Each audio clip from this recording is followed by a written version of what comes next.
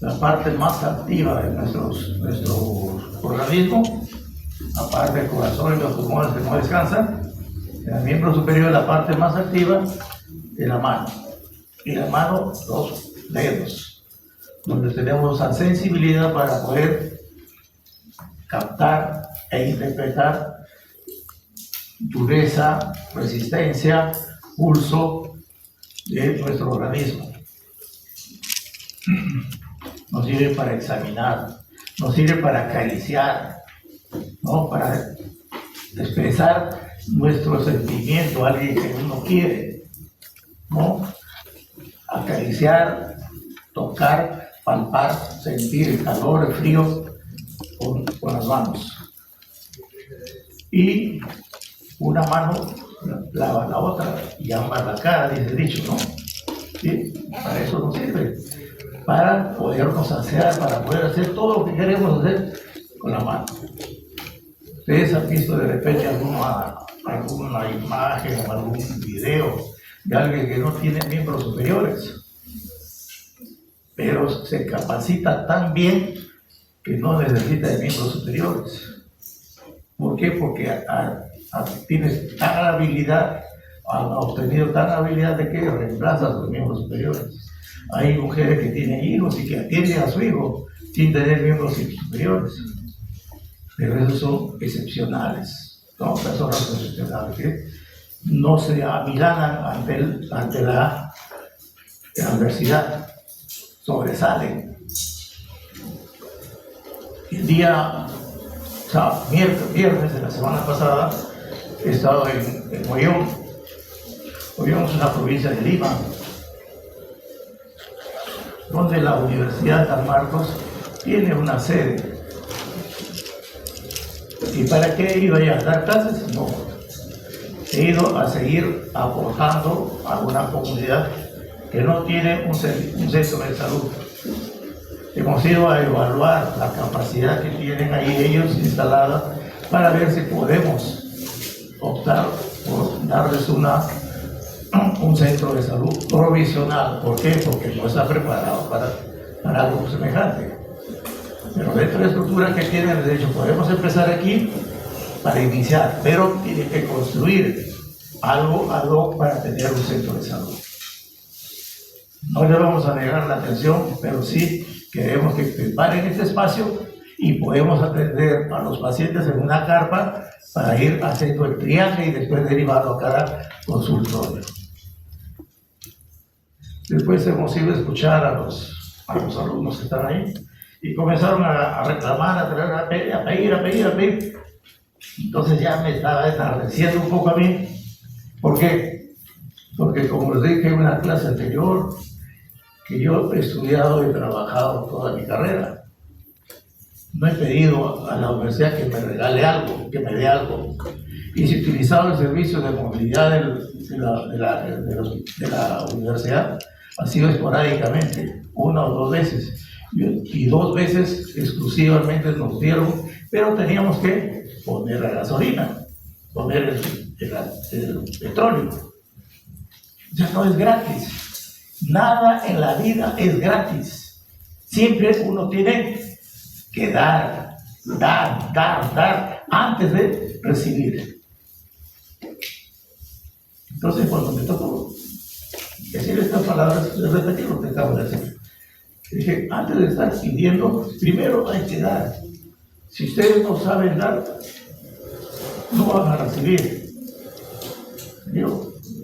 Hay otro colega que me acompañaba, me atendió, un médico, un odontólogo, y le dijo que lo que estamos pidiendo, lo que están pidiendo ellos, en realidad pues podría dárselo, pero la universidad no es poderosa para regalar, para mantener. Querían movilidad, querían un comedor y querían una biblioteca, tenían una pantalla electrónica que no lo estaban usando.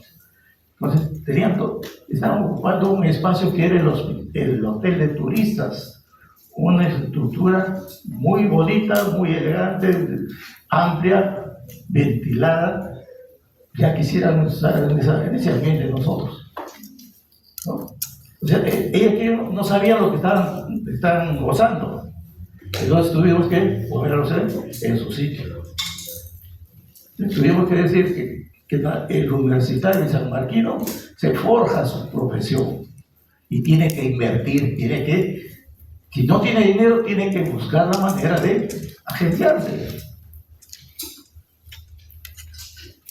Entonces, miren, el año 78 terminó ya la carrera, no estaba internado todavía, estábamos en pre-internado.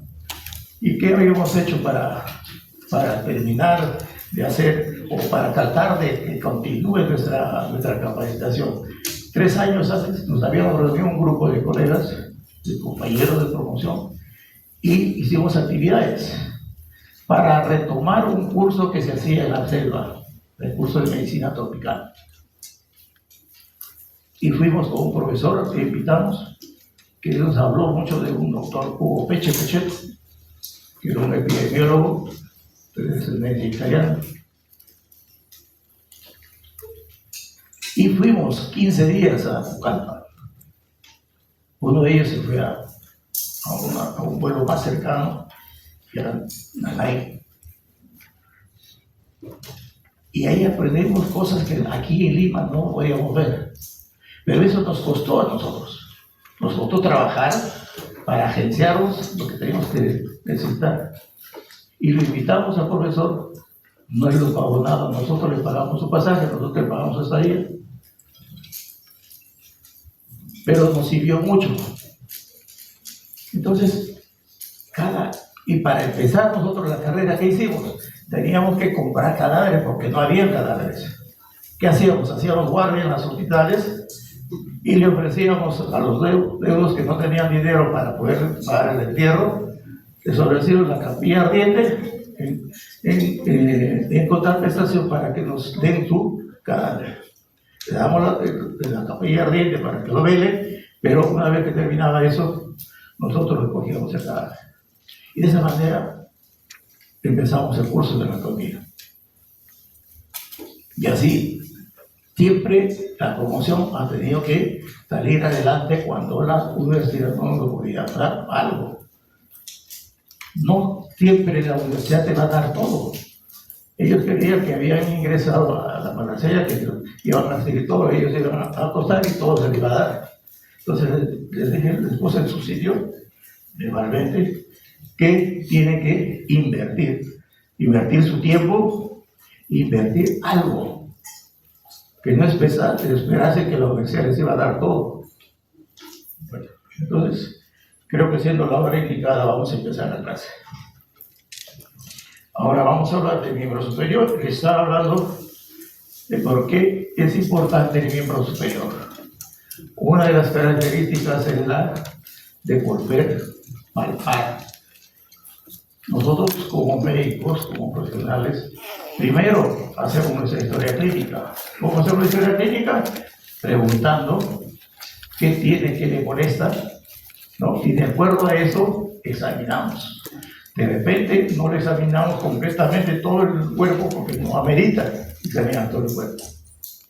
De todas maneras, para hacer por ejemplo, una hospitalización, sí tenemos que examinar al paciente desde la cabeza hasta los pies.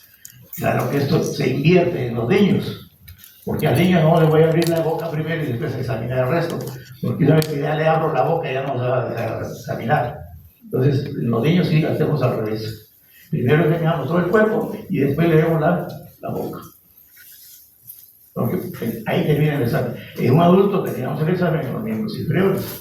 Empezamos en la cabeza y terminamos en los miembros inferiores. Pero, entonces, ¿para qué me sirven los miembros superiores? Para examinar, para completar y hacer mi historia clínica.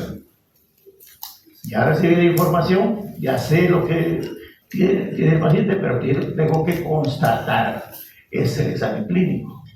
El paciente me refiere su dolencia y yo voy a ubicar esa dolencia donde está ubicada. Porque en recibido en neuroanatomía ya sé que el organismo está representado en mi cerebro. ¿sí? Toda mi economía del cuerpo humano está representada en el cerebro. Entonces yo ya por la información que tengo, yo sé dónde está localizado la patología. Entonces tengo que ir a confirmar eso. Confirmamos examinando. ¿Ya? Examinamos ya. Con eso se hace el diagnóstico clínico, con la historia y con el examen.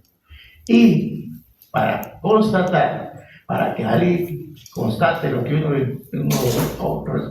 recibió de información e hizo el examen, pedimos un examen de laboratorio, un examen de radiología, de acuerdo a lo que yo considero necesario. No voy a pedir a ciegas un examen, tengo que pedir un examen dirigido. Y esos papelitos que se hacen no son órdenes, son solicitudes de trabajo. ¿Ya? Así que no digan, ¿dónde está su orden? No, ahí está su solicitud. Usted está pidiendo que le hagan una radiografía, ¿dónde está su solicitud? Todos los exámenes que uno pide se llaman solicitudes, no se llaman órdenes. ¿Ya?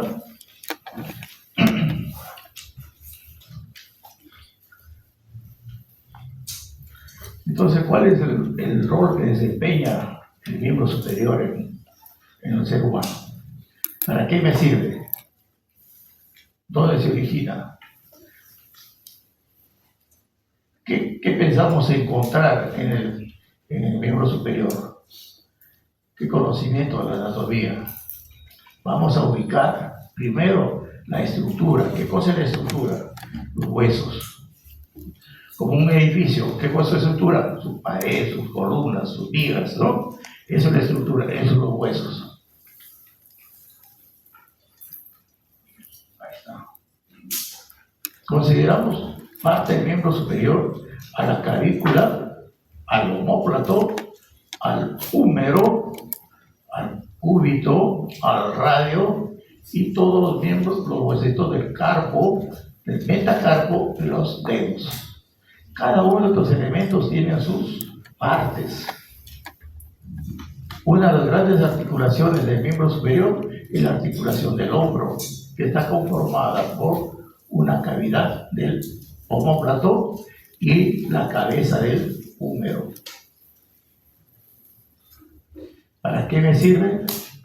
Para todo esto que es actividad que estamos escribir, digitalizar. ¿Digitalizar por qué? Porque estamos utilizando el dedo. Eso es digitalizar, ¿no? Se mueven libremente los dedos. ¿Por qué? Porque hay unos nervios que ordenan a los músculos a movilizarse. Pero también a través de los mismos nervios tratamos el grosor, trazamos la superficie de lo que nosotros estamos palpando, ¿no? Hay tres grandes nervios que van a gobernar el miembro superior. El nervio radial, el nervio mediano y el nervio cubital, que eso ya lo han visto, pero vamos a repetirlo acá.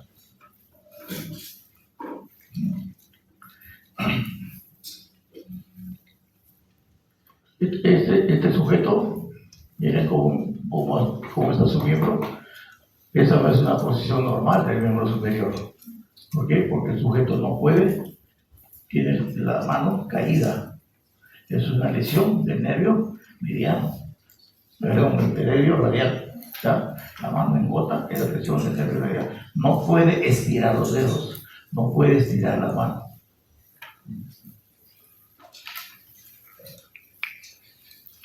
Y estos son los grandes nervios que van a producir la movilidad del miembro superior. El músculo, el nervio musculocutáneo, el nervio radial, mediano y el nervio cubital. Y la extensión va a tardar por el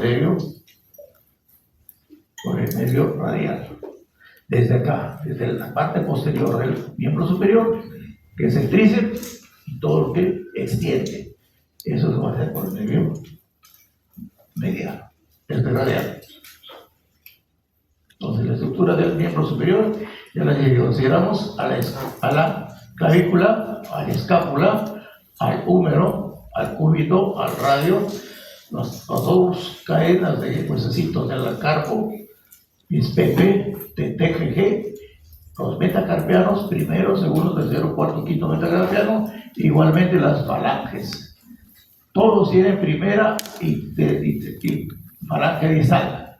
El que no tiene falange media va a ser el dedo pulgar. Todo el resto tiene falange proximal y falange distal. Pero la que no tiene falange media, que sería esta, es el pulgar. Vamos a ver las características de los huesos del miembro superior. El primero viene a ser la clavícula, que es un hueso largo, cuya porción interna o mediana es la que se aproxima a la línea media, ¿no? Todo lo que se aproxima a la línea media le llamamos proximal o medial, porque se acerca al cuerpo, proximal, porque se acerca a la línea media, medial, y lo que se aleja, distal o externo. Entonces la porción proximal es más voluminosa, la porción distal es aplanada, la porción media se va a caracterizar porque la parte inferior tiene un canal, el canal subclavio, y esto lo va a elaborar el constante latido de la arteria que lo cruza debajo de la clavícula. ¿Cómo se llamará la arteria? Subclavia. Y está cubierto por un músculo ahí. La parte distal se va a articular ¿con quién?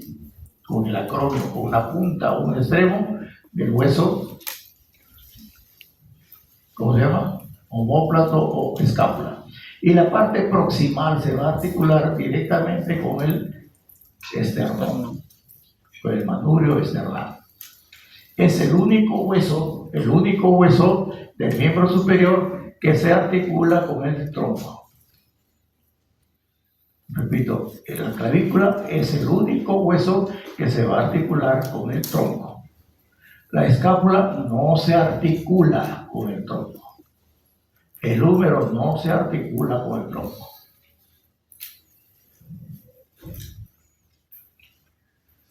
¿Qué características tiene el hueso omóplato o escápula? ¿Qué tipo de hueso es? Plano.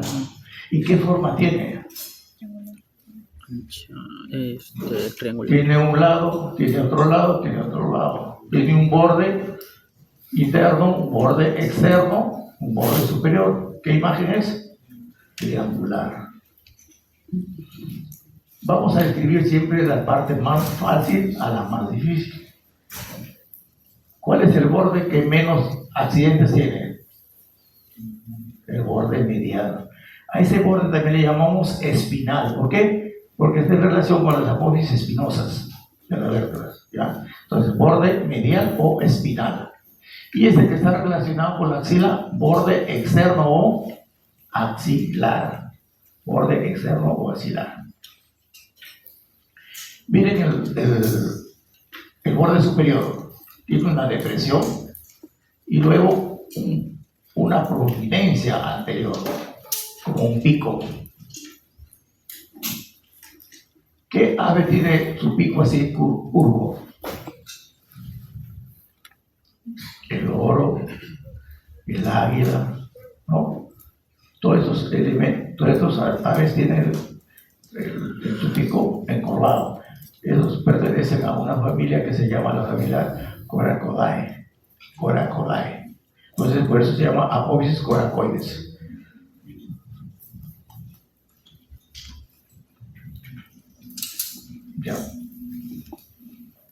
Ya no más firmas. ¿Ya? Me pasan las otras listas. Las otras dos listas. La lista de radiología y de laboratorio.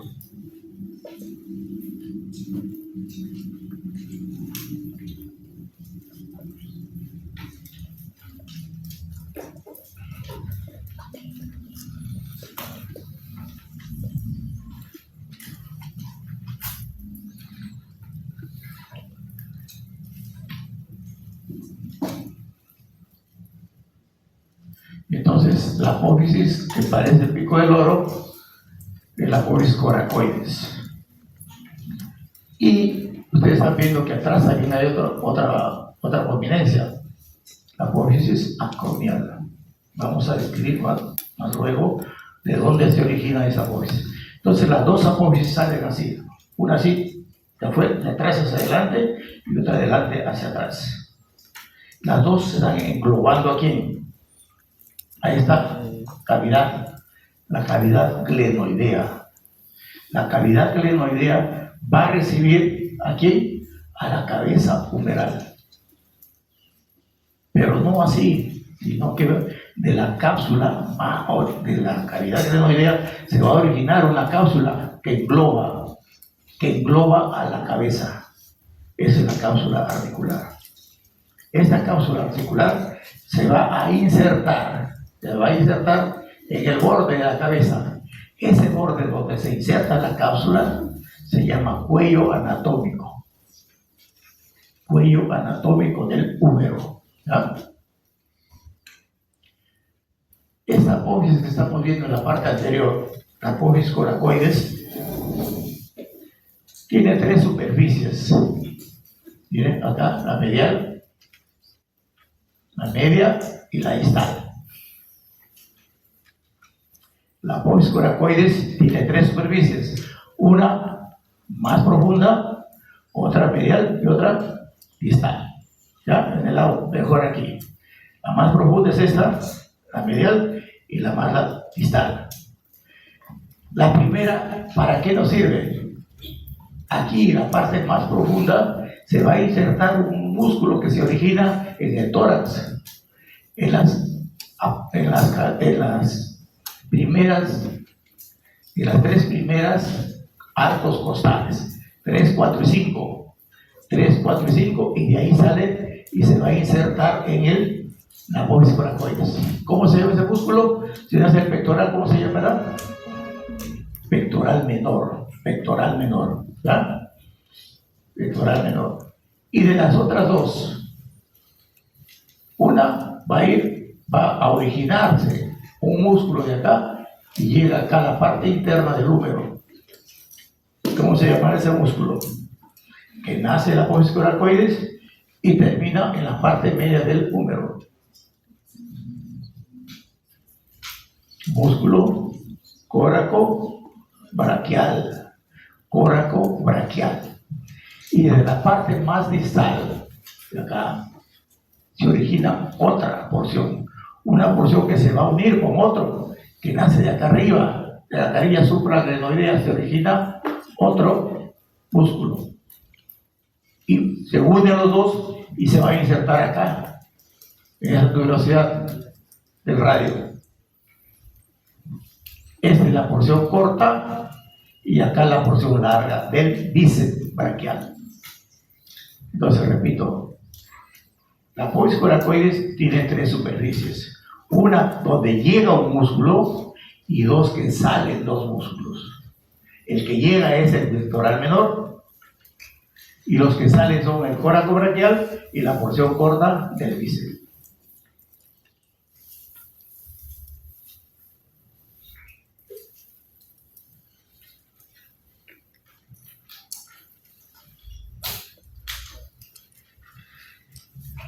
Esta es la parte distal, la parte posterior de la escápula. Vimos en la anterior,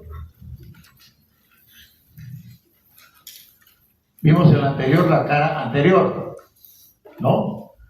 La cara anterior es cóncava, hueco, cóncavo, ¿sí? Pero tiene dos bordes, un borde interno que a su vez va a dar origen a un músculo que está tapizando esta cara. ¿Cómo se llama? El subescapular. El músculo subescapular se va a originar de la cara anterior. Pero también aquí al borde de la escápula va a llegar un músculo que se origina de la pared torácica. Un músculo que se origina en la pared torácica va a llegar allí, aquí al borde interno de la escápula. ese es el músculo serrato mayor. Serrato mayor. Entonces, el músculo serrato mayor y el músculo subescapular actúan como si fuese una bisagra. Abre y cierra. ¿Quién abrirá? ¿Quién lo abrirá? El serrato. Al traccionar el borde interno de la escápula, lo abre. Y al subescapular, lo cierra. ¿Ah? O sea, actúa como una bisagra acá. El borde interno de la escápula actúa como una bisagra, porque llega ahí un músculo y nace en la pared de la cara interna otro músculo. ¿A dónde llega ese músculo? Aquí, al troquíter. El subescapular llega al troquíter. ¿Ah? Entonces, por eso que al contraerse el músculo, lleva el húmero hacia adentro. Entonces, para completar lo que es el escápula, vamos a hablar de la cara posterior. La cara posterior de la escápula es así. Miren, no es parejita como la cara anterior, sino que está subdividida.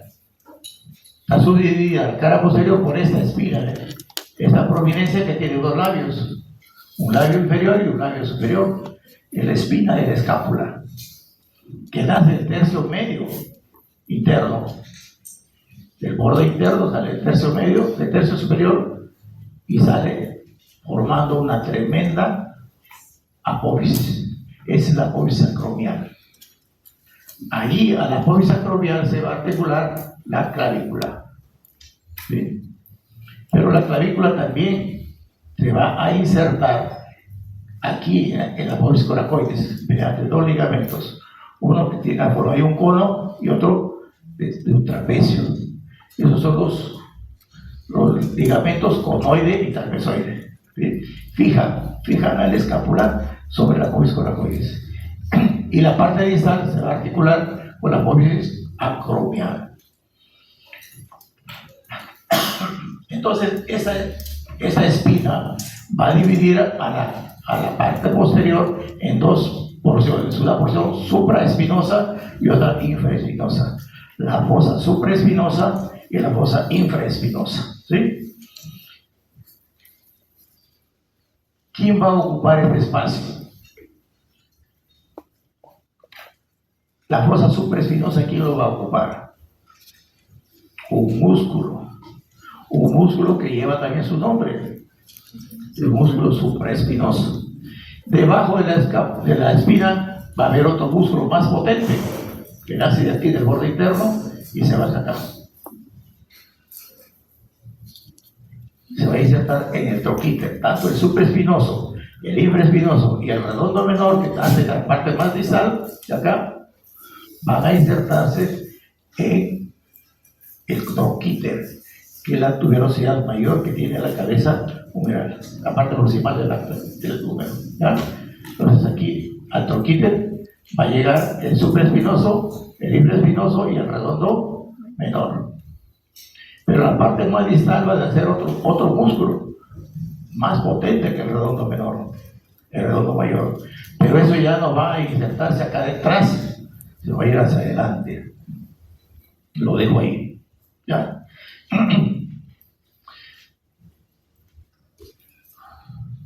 En el borde superior también vimos una depresión.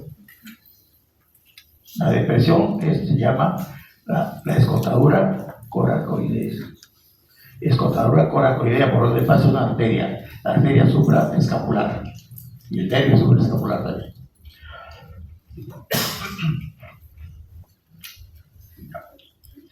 Ahora vamos a ver el húmero.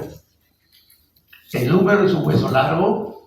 ¿Por qué? Porque tiene dos epífisis, una superior y una distal. Y tiene un cuerpo, primero algo cilíndrico, y luego se forma como si fuese un tablerone o un triángulo. Triángulo, tres caras, ¿no es cierto? Una cara externa, una cara interna y una posterior. ¿Qué tiene en la porción proximal? La cabeza, que ya les dije, que se articula con la cavidad glenoidea, que es donde se origina una cápsula que va a englobar a la cabeza. Y esa porción donde se inserta la cápsula se llama el cuello anatómico del húmero. Luego hemos visto dos tuberosidades, una más pequeña anterior y otra más grande posterior, el troquín y el troquíter. ¿Quién se insertaba en el troquín? El subescapular. El troquíter, el supraespinoso, el infraespinoso y el redondo menor. Entre las dos tuberosidades hay un canal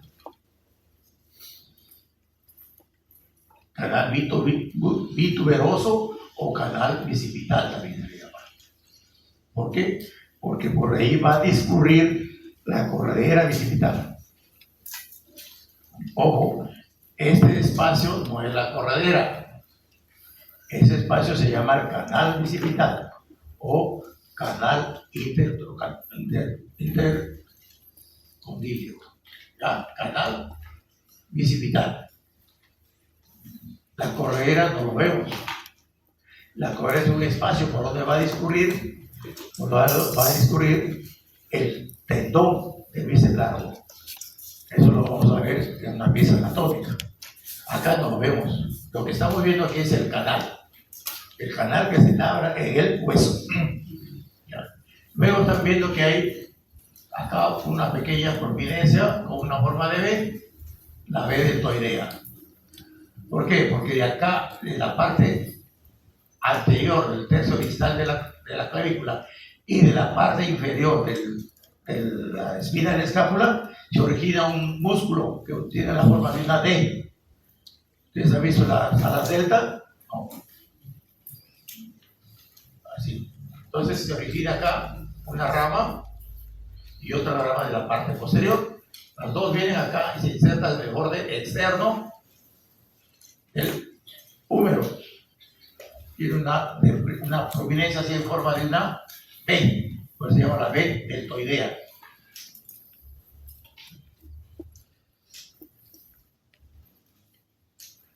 A nivel del tercio medio, el hueso que era redondo se va a transformar en forma de una pirámide triangular y forma un surco aquí. En la práctica lo vamos a ver, porque vamos rotando el húmero y vamos viendo cómo ese canal se va formando, de adentro, de afuera hacia adentro. ¿Ya? ¿Este canal para qué sirve? Por ahí va a discurrir un caballero y una dama. ¿Quién es el caballero? El nervio radial. ¿Quién es la dama? La arteria umeral profunda. Entonces, ¿cómo se llamará ese canal?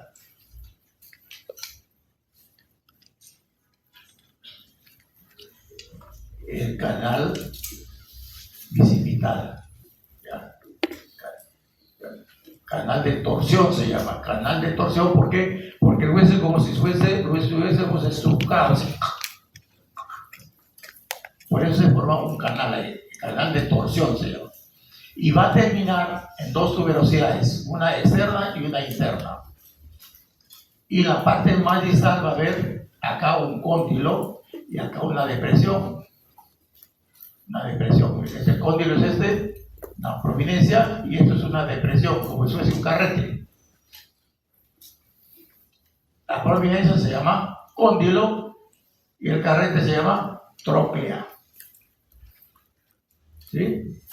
La prominencia, cóndilo y la depresión, la tróclea. Sobre el cóndilo vemos una pequeña incisura, una pequeña depresión, y sobre la tróclea también una más profunda depresión. ¿Para qué sirven esas depresiones? Para limitar la flexión del antebrazo sobre el brazo. Aquí la cúpula umeral va a rotar sobre el cóndilo y acá la cavidad craneana va a rotar sobre la tróclea. Y esta depresión va a servir para que las apófisis coracoides coronoides del cúbito limite la flexión. es en la parte anterior. En la parte posterior vamos a ver una depresión más grande que va a limitar la extensión del antebrazo sobre el brazo. Esto va a ser la fosa olecraniana. ¿Y quién va a ocupar ese espacio? La pubis olecraniana, que es el cúbito, la parte posterior del cúbito.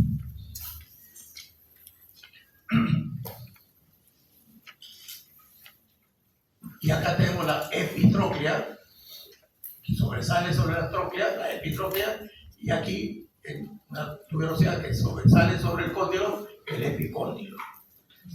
También le llaman tuberosidad externa y tuberosidad interna. Detrás de la epitróclea hay un canal que a cualquiera de ustedes que está así ahorita medio soñoliento y se resbala el codo y ahí se despierta. Les ha pasado a muchos. Ese es el nervio cubital, que es la parte más superficial que presenta el nervio, ¿ya? En el canal epitrócleo.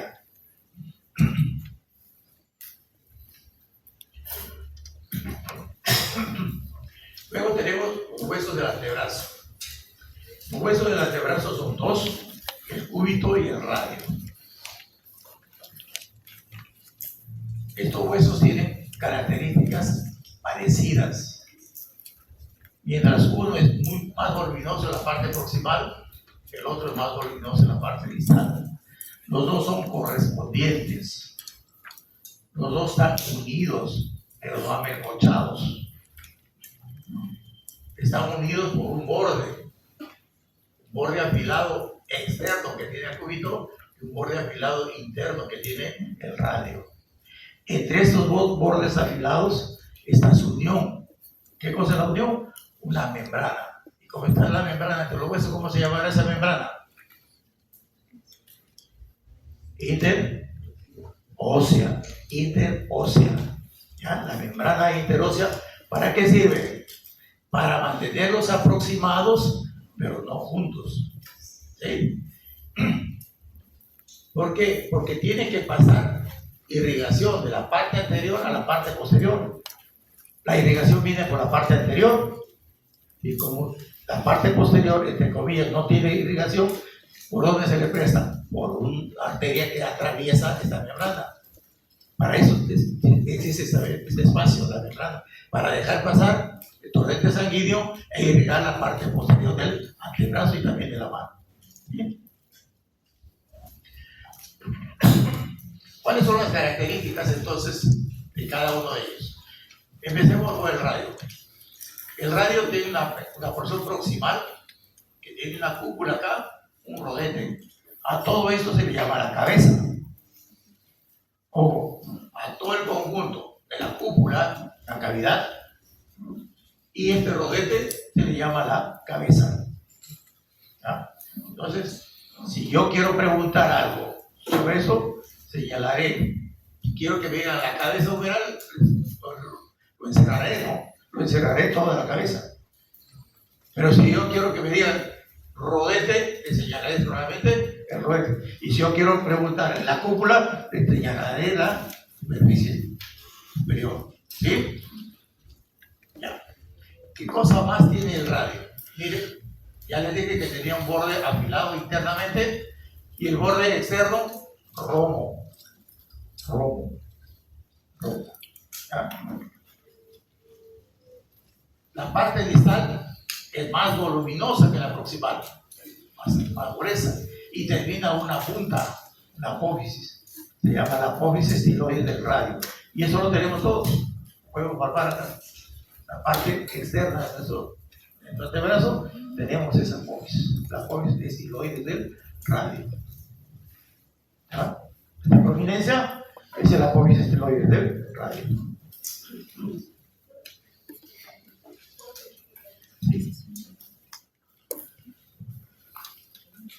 Sí, ya hace un poquito de calor.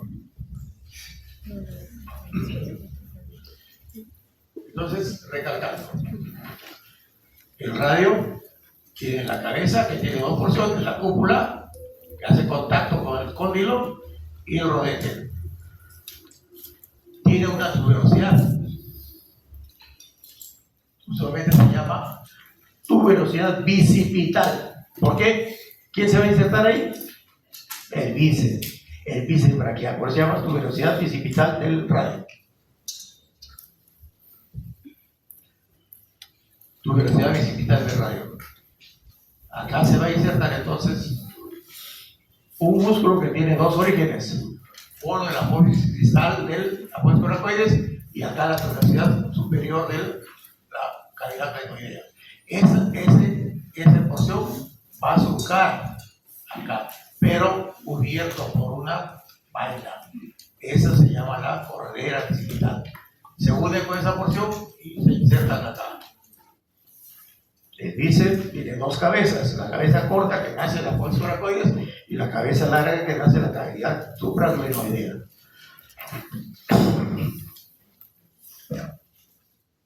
El cúbito, a diferencia del radio, su porción proximal es mucho más grande, más voluminosa. Tiene un tremendo pico atrás que es el olecrano, es el que limita la extensión del antebrazo sobre el brazo. También tiene una tuberosidad acá, donde se va a insertar otro músculo que nace de acá, del húmero. Ya no nace de escápula, no nace de la clavícula, sino de acá, de la parte más profunda del húmero, nace un músculo que se va a insertar acá. Ese músculo es el braquial anterior. Braquial anterior. Por encima del braquial anterior va a venir el bíceps. Luego, distalmente, va a tener también una apófisis. También lo palpamos. La apófisis estiloide del cúbito. Esa porción que se palpa aquí internamente, esa es la apófisis estiloide del cúbito. ¿Ya? La prominencia que hay en la parte interna del antebrazo cerca de la muñeca, esa es la apófisis estiloide del cúbito.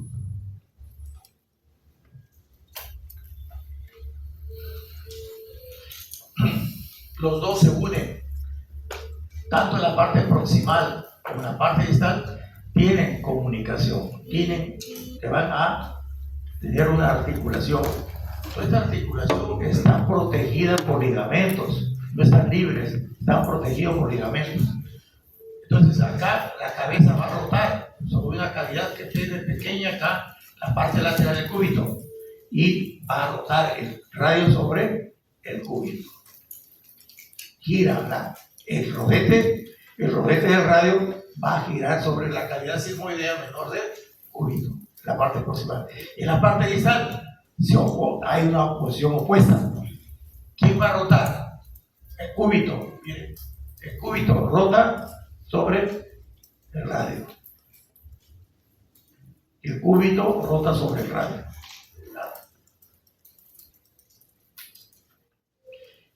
Luego vamos a tener la articulación de la muñeca. La articulación de la muñeca ya tiene un nombre propio, que se llama la articulación radiocarpiana. Radiocarpiana. ¿Por qué? Porque solamente el radio se va a articular con la primera fila de hueso del carpo. Miren, solamente el radio se articula con la primera fila de huesecillos. El cúbito no participa. El cúbito no participa de la articulación entre el antebrazo y la muñeca. Los tres primeros huesecitos forman una cápsula, se encapsula, y esta cápsula es la que va a rotar sobre el radio. ¿Ya? ¿Qué hace esa cápsula? Protege a los huesecitos del roce con el radio.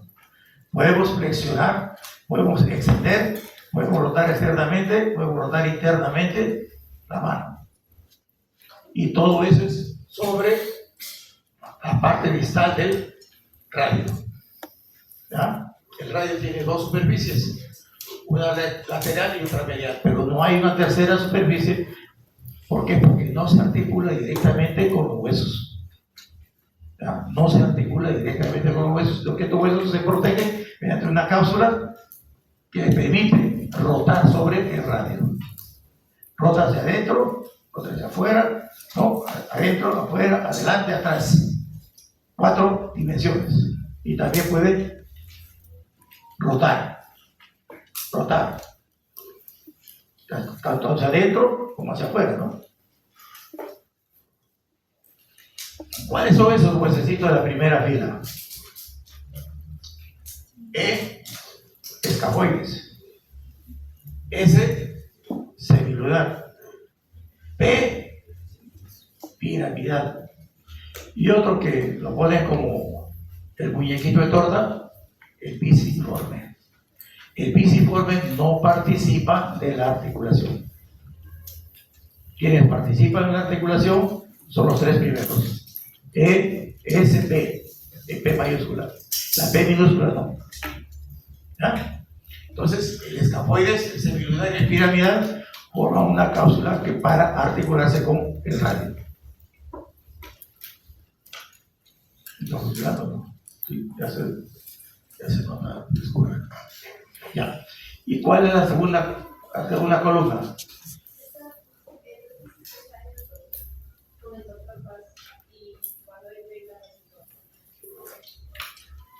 Entonces, puedes abrir esa puerta. Abre esa puerta. Por lo menos circule ahí. Vamos a tener la bata. Sí. Hay que decir que también está chata.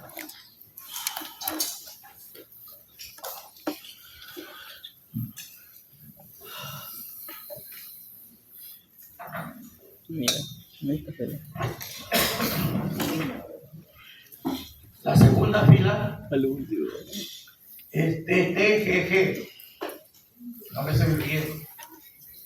Trapecio, trapezoide, hueso grande y hueso anchoso. TTGG. Trapecio, trapezoide, hueso grande y hueso anchoso.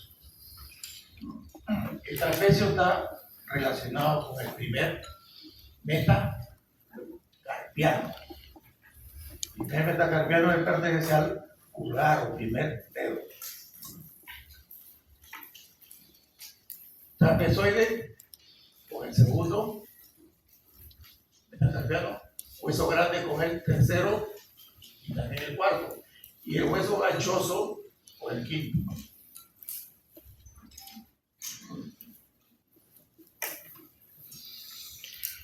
Estos huesecitos, todos en conjunto están cubiertos por una cápsula que los protege, ¿verdad? Y además, sobre estos huesos, sobre el trapecio y el hueso ganchoso, se va a desplazar una gran aponeuriosis, un gran ligamento que va a cubrir a todos los elementos que producen esto. Movimiento. También que gobierna esto, ¿De quién me estoy refiriendo? A los tendones de los músculos que hacen eso. ¿Qué hacen eso? ¿Ah? Y también al nervio que hace el movimiento de estos dedos. ¿Ah?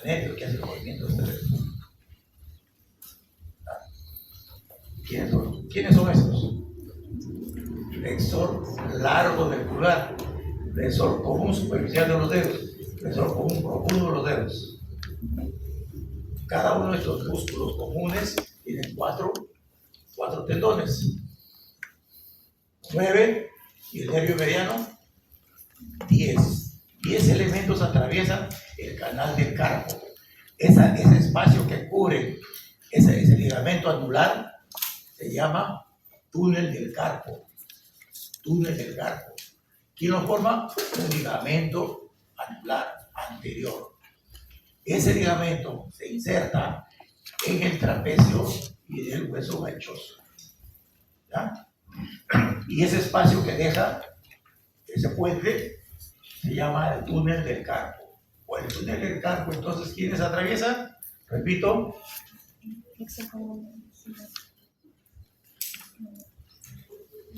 Nervio y... A ver, canta. Flexor largo del pulgar, superficial primero, profundo. ¿Y quién más? Nervio mediano. ¿Ya? Repito, hay 9 elementos que le corresponden a cuatro estructuras. El tendón del flexor largo auricular, los tendones del flexor común superficial, los tendones del común profundo y el nervio que gobierna a esto, que hace la pinza, el nervio mediano.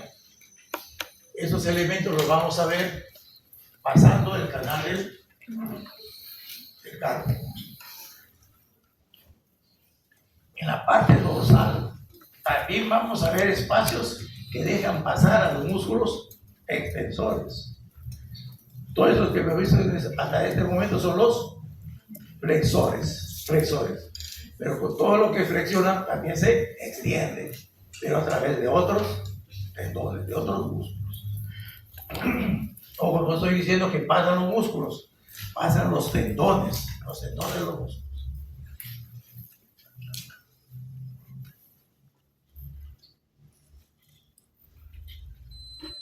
De la parte posterior, entonces, también vamos a ver esto, miren. Es de la fosa olecraniana, que es la parte distal del húmero. ¿Y quién lo ocupa? El olecrano. Ya digamos. Ahora sí puede cerrar la puerta, porque si no se escapa el gas.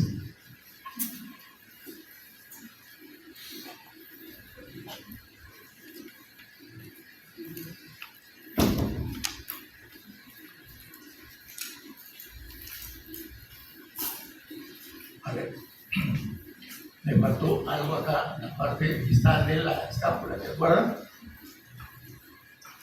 Les dije que había un músculo redondo menor que se sentaba en el toquite y que había otro músculo más potente que nacía detrás de la espina, en lo inferior.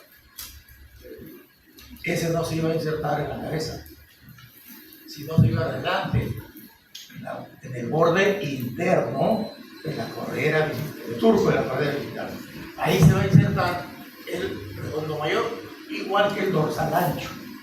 El dorsal ancho que permite hacer esto, para allá atrás, se van a insertar los dos en el borde interno de la correa vertebral, el surco de la correa vertebral. Eso para completar lo que faltaba.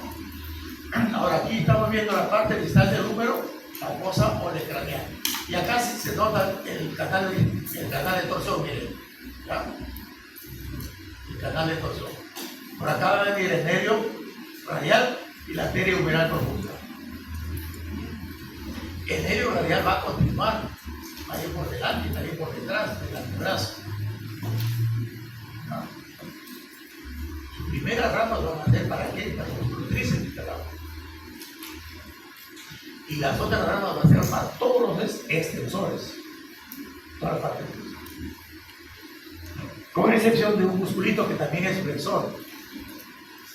El antebraquial también es un músculo flexor, pero no le inerva ningún músculo, ningún nervio anterior, el nervio radial. ¿Ya? El antebraquial con su picador largo lo va a inervar el nervio radial.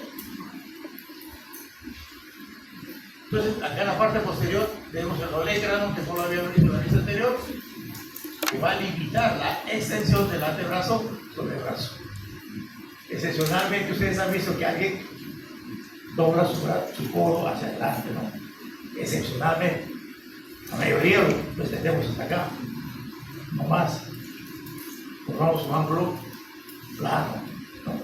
Pero algunos hiperextienden el codo. Pero excepcionalmente.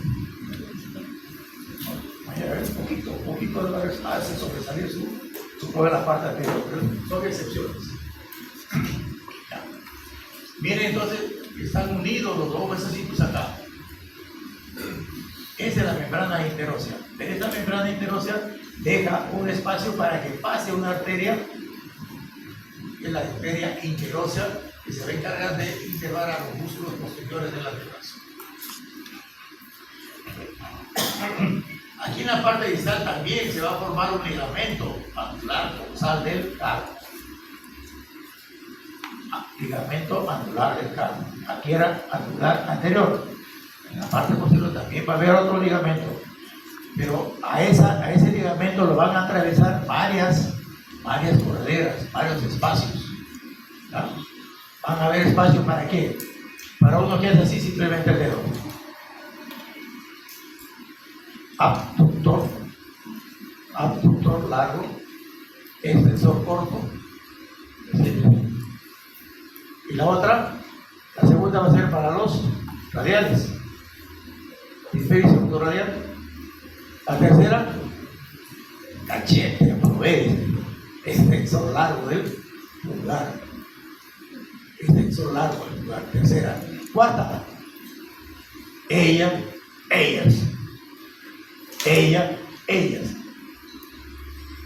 Estoy digitalizando, estoy señalando. Entonces, está digitalizado, está señalado, lo están eligiendo, ¿no? A eso se llama, el argot criollo. Está digitalizado, está nombrado, a ver, ¿no? Pero eso es el índice, indicando. Estamos indicando, estamos señalando todos, extensor común de los dedos. O sea, por la cuarta cordera va a pasar 5 tendones. Uno propio, extensor propio del dedo índice y extensor común de los dedos. 5 tendones, pero correspondientes a 2 músculos. ¿Ya? Un músculo propio que da origen a este tendón. Está señalando. Ellos están durmiendo. Estamos señalando. Cuando nos recibimos al grupo, todos ellos de adoptar. Por eso están al músculo.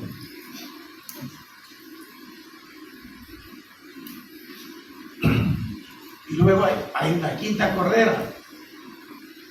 Cuando queremos señalar disimuladamente, decimos, ella fue. Con el dedo meñique, como menospreciando, como queriendo escapar. Él fue. Extensor propio del dedo índice. Y va a haber una sexta cordera que ya no llega a ningún dedo, pero hace esto. El cubital posterior.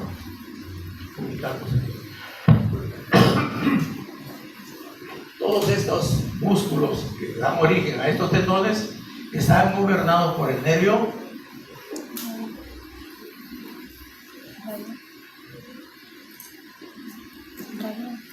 dije hace un momento que todo lo que extiende lo gobierna el radial, ¿ya? El radial, con excepción de un musculito que también es flexor, que es el antebraquial.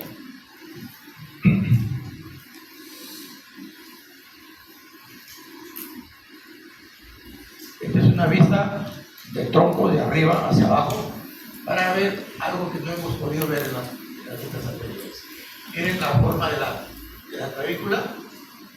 Esta porción se va a articular con la primera carilla que tiene el esternón. Les dije que es el único hueso que se va a articular con el tronco. No les he mencionado que la escápula esté articulada con alguna porción, son que no se articulan. Se van a estar va a estar fijada por músculos, por la inserción de músculos. El primero que lo fija a la escápula, ¿quién es? El cerrato mayor, que llega al borde interno de la escápula. El cerrato mayor. ¿Quién más?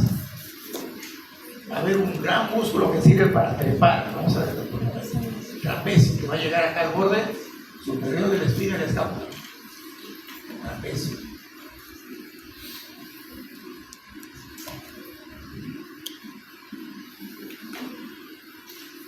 Aquí al ángulo interno de la escápula llega otro musculito que nace desde la tercera vértebra cervical a la sexta.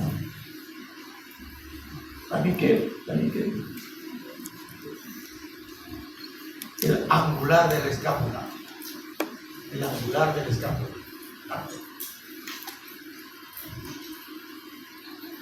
Aquí. Es de la fosa supraespinosa, que está cubierto por el músculo supraespinoso. Va a pasar por debajo de esta articulación. Miren, acá tenemos, debajo de la clavícula tenemos a la fosa coracoides. La clavícula se va a insertar mediante dos ligamentos, el conoide delante y el trapezoide atrás. Se inserta con la fosa coracoides. Y acá, a través del ligamento acromio clavicular.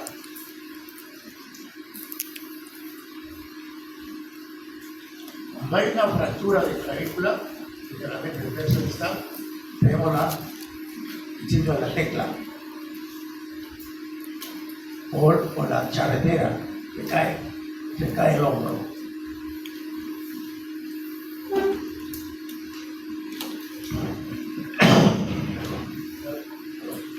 Les dije que el borde interno del escápula también le llamamos el borde espinal, ¿sí? ¿Por qué? Porque está relacionado con la espina, con las espinas, la fosa espinosa de las vértebras.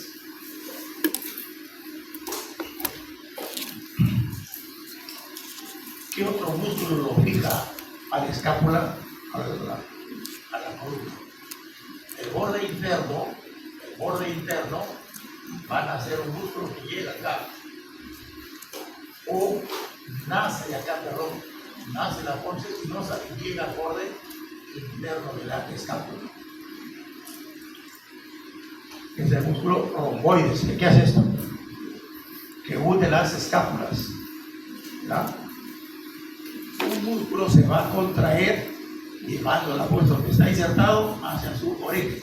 Entonces la acción del romboides es aproximar a las escápulas a la línea media, a la trapocitosis. Entonces, ¿no? Romboides, menor y mayor. El menor está hacia arriba y el mayor está hacia abajo. El borde interno está insertado también un músculo parilátero que es el romboides. Y a la espina de la escápula va a insertarse el trapecio. Ya le dije, el deltoides hacía de dos porciones, la porción anterior, la cadera del distal de la clavícula, y la parte inferior, el labio inferior de la espina. El labio de la espina tiene dos bordes, borde superior y borde inferior. En el borde superior va a haber el músculo trapecio, y en el borde inferior se origina el músculo deltoides. Es diferente insertarse que nacer, originarse.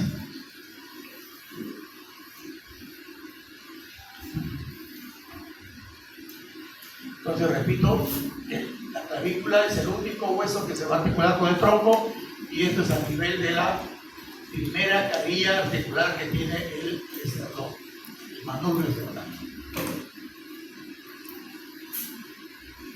Cara interna, cóncava, fosa subescapular. El borde interno se va a insertar el nervio cerrato, y acá se va a originar la parte interna. Ojo, no estoy diciendo del borde, pero la parte interna se va a originar el subescapular. Llega al torquín. Es concavera coracoidea, apoyo coracoides. Acá llegará el canal menor, y acá se originará el músculo coracoraquial, y acá la porción corta del bíceps. Esta es la carilla articular apófisis, la carilla glenoidea. Acá tiene una superficie donde se origina el tendón largo del bíceps. No estoy diciendo que ahí se origina el músculo, sino el tendón. El tendón se origina acá arriba, y ese tendón viene por dentro de la cápsula. Y acá la parte inferior tiene una tuberosidad de donde se origina la porción larga del tríceps. En la carilla suprarrenoidea se origina el tendón del bíceps largo, y en la carilla inferior se origina la porción larga del tríceps.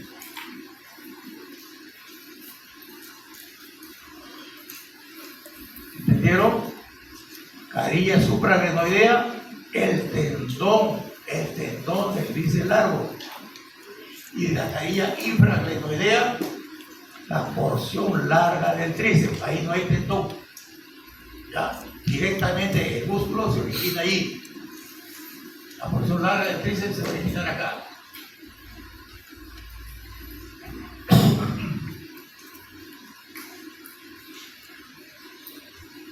Esta es la vista posterior del omóplato. Espina, acá al borde superior llega el trapecio. Y acá del borde inferior nace el deltoides. Supraespinoso, la 1, la 2, infraespinoso, acá el redondo menor, y la parte más distal, el más grueso, es el redondo mayor. ¿Qué se está formando acá? Un triángulo. Un triángulo. Parte medial, parte lateral. O sea, el borde superior. Y el borde superior, miren, aquí el ángulo interno se va a insertar en el músculo este. ¿Cómo se llama? El angular, músculo angular del omóplato. Es la cavidad coracoidea por donde pasa la arteria y el nervio supraescapular.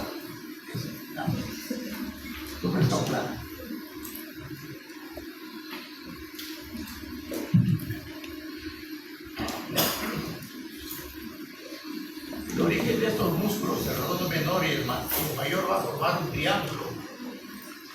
Como está conformado por los músculos redondos, ¿cómo se llama este triángulo?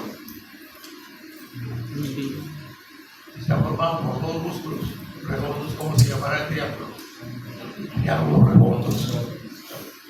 A este triángulo redondos se va a interponer el tríceps largo, la porción del tríceps largo, y se va a subdividir en dos espacios, un cuadrilátero externo y un triángulo interno. El triángulo subescapular y el cuadrilátero homotricipital. El omóplato y tríceps, ¿no? Y el triángulo se llamará el homotricipital. Aquí la retiramos chiquito, vamos a ver otra vez.